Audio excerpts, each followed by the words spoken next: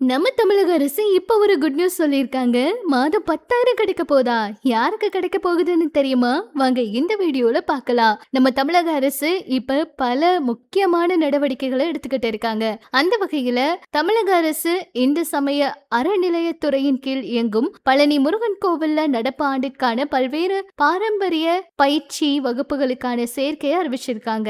அர்ச்சகர் மற்றும் ஓதுவர் படிப்புகளுக்கு 14 இருந்து 24 வயதினரும், வேத சிவகா மற்றும் தவில் இசை படிப்புகளுக்கு 12 இருந்து 16 வயதினரும் விண்ணப்பிக்கலாமாம். குறைந்தபட்ச கல்வி தகுதி 5 இல்லைன்னா 8ஆம் வகுப்பு படிச்சிருந்தா போதுமாம். இந்த பயிற்சி வகுப்புகள்ல சேர மாணவர்களுக்கு பயிற்சி காலம் முடிய வரைக்கும் முழு நேர பயிற்சிக்கு மாதந்தோறும் 10,000 கொடுக்கறாங்களாம். பகுதி நேர பயிற்சிக்கு 5,000 கொடுக்கறாங்களாம். மாணவர்களோட பயிற்சி காலத்தப்ப அவங்களுக்கு உணவு, உடை, தங்குமிடம் எல்லாமே இலவசமாம். திருக்கோவில் நிர்வாகத்தின் வழியா முற்றிலும் கட்டணம் இல்லாம இலவசமாவே வழங்கப்படுமாம். இந்த பயிற்சியில சேர தகுதியும் விருப்பமும் இருக்கிறவங்க பழனி முருகன் HRCETN.gov.in அப்படிங்கிற அதிகாரப்பூர்வ இணையதளத்துல விண்ணப்ப படிவத்தை பதிவிறக்கம் பண்ணிக்கலாம்னு சொல்றாங்க.